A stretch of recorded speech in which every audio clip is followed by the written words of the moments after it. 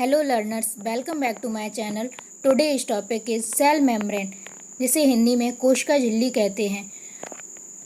कोशिका झिल्ली पादप कोशिका की दूसरी परत होती है और जंतु कोशिका की यह पहली परत होती है।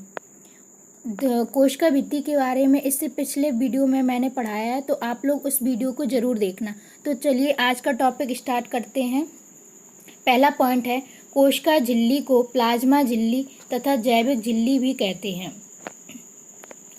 दूसरा पॉइंट है, कोशिका झिल्ली अर्ध पारगम्य, सेमी परमेबल या चयनात्मक पारगम्य, सिलेक्टिवली परमेबल भी कहते हैं। क्यों कहते हैं? क्योंकि इसमें से जो अणु होते हैं, जो सूक्ष्म अणु होते हैं, वो तो आ जा सकते हैं सेल में, लेकिन जो बड़े अणु होते हैं वो नहीं जा पाते हैं, तो इसलिए इसे चयनात्मक पारगम्य झिल्ली भी कहते हैं।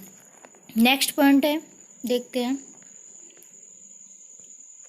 यह कोशिका के अंदर आने जाने वाले विभिन्न पदार्थों के परिवहन तथा नियंत्रण में सहायक होती है। यह कोशिका झिल्ली क्या करती है? कोशिका में जो विभिन्न पदार्थ होते हैं उनके आने जाने पर नियंत्रण करती है। जो अभी बताया ना, जो छोटे अणु होते हैं, बड़े अणु होते हैं, उनको आने जाने में नियंत्रण करती है।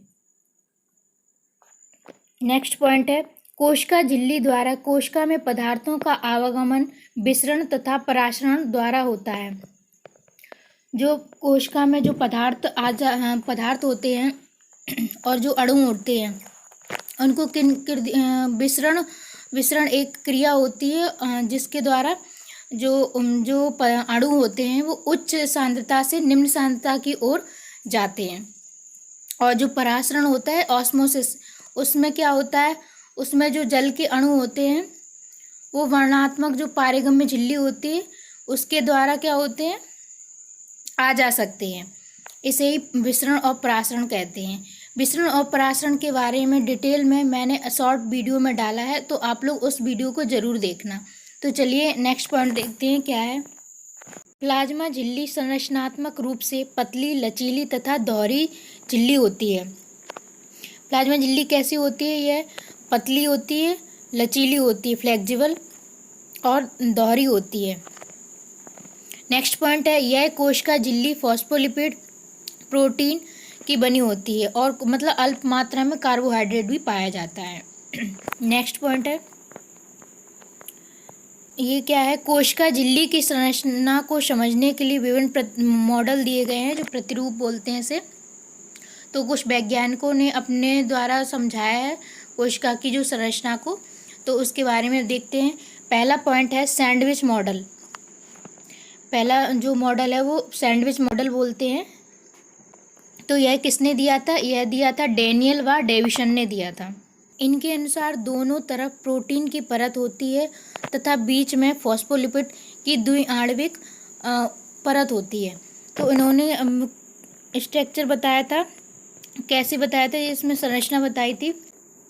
तो इसमें क्या है, जो स्टार्टिंग में होती है ये प्रोटीन की लेयर होती है दोनों साइड इस तरह से, और बीच में ये फॉस्फोलिपिड होती है इस तरह से।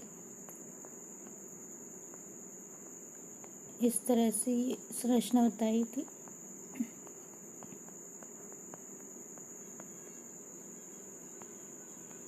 ऐसे दोनों साइड थे।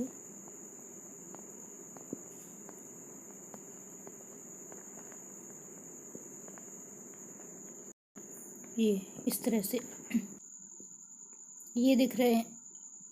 इसे प्रोटीन कहते हैं, इसे प्रोटीन कहते हैं। और ये जो बीच में है अंदर, इसे लिपिड की लेयर कहते हैं। चलिए तो अब अगला देखते हैं, दूसरा किसने दिया था।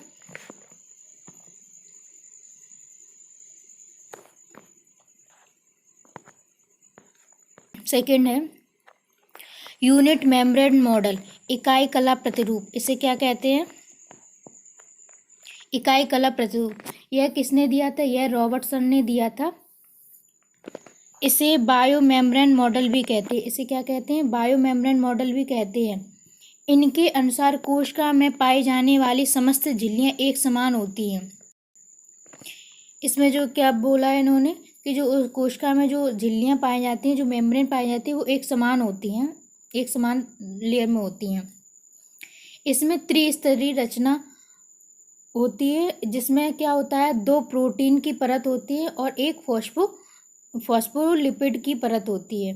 इसमें क्या होता है, त्रिस्तरीय संरचना बोला है इन्होंने। तो 2 प्रोटीन की बीच में क्या होता है, फॉस्फोलिपिड होती है और ऊपर और नीचे क्या होता है, दोनों साइड प्रोटीन की लेयर होती है, जिसे ग्लाइकोप्रोटीन कहते हैं। अगला देखते हैं। थर्ड मॉडल किसने दिया था?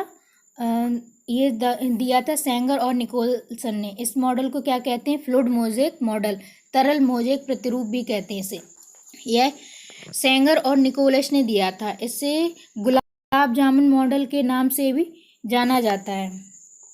इसे क्या कहते हैं?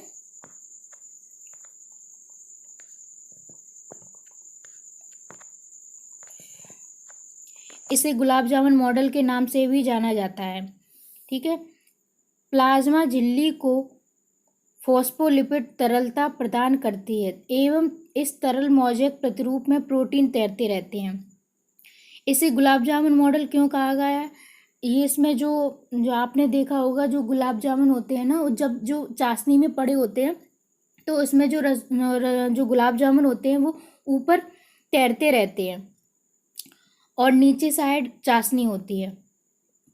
तो इसी प्रकार इसमें क्या होता है, जो प्लाज्मा झिल्ली होती है उसमें जो फॉस्फोलिपिड होते हैं वो एक तरह से चाशनी की तरह होते हैं जो नीचे रहते हैं, और जो प्रोटीन होती है, गुलाब जामुन बोला गया है, तो उसे वो ऊपर तैरते रहते हैं प्रोटीन, इसीलिए इसे गुलाब जामुन मॉडल कहा गया है।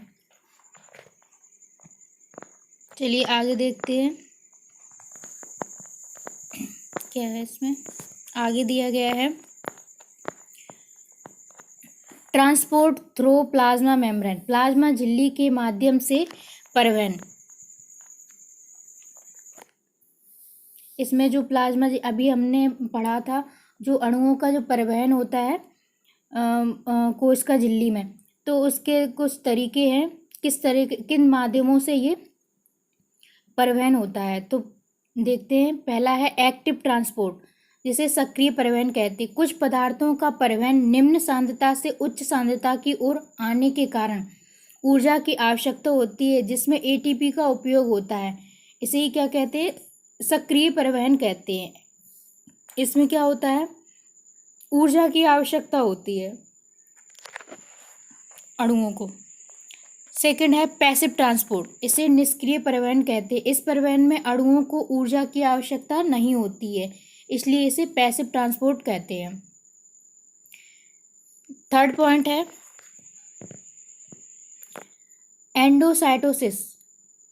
इसमें क्या होता है, 2 पॉइंट दिए गए हैं। इसमें क्या होता है, जो पिनोसाइटोसिस है पहला पॉइंट, तो पिनोसाइटोसिस में जो तरल पदार्थ होते हैं, लिक्विड होते हैं, उनका अंतर्ग्रहण होता है। मतलब अंतर्ग्रहण से मतलब है जो सेल के अंदर जो पदार्थ जाते हैं उन्हें अंतर्ग्रहण करते हैं। और फैगोसाइटोसिस दूसरा पॉइंट है इसका, फैगोसाइटोसिस, इसे ठोस पदार्थों का अंतर्ग्रहण कहते हैं। मतलब कि इसमें जो पिनोसाइटोसिस है उसके द्वारा तरल पदार्थ, लिक्विड पदार्थों का अंतर्ग्रहण होता है, कोशिका के अंदर जाते हैं, और जो फैगोसाइटोसिस के द्वारा जो सॉलिड पदार्थ होते हैं वो अंदर जाते हैं।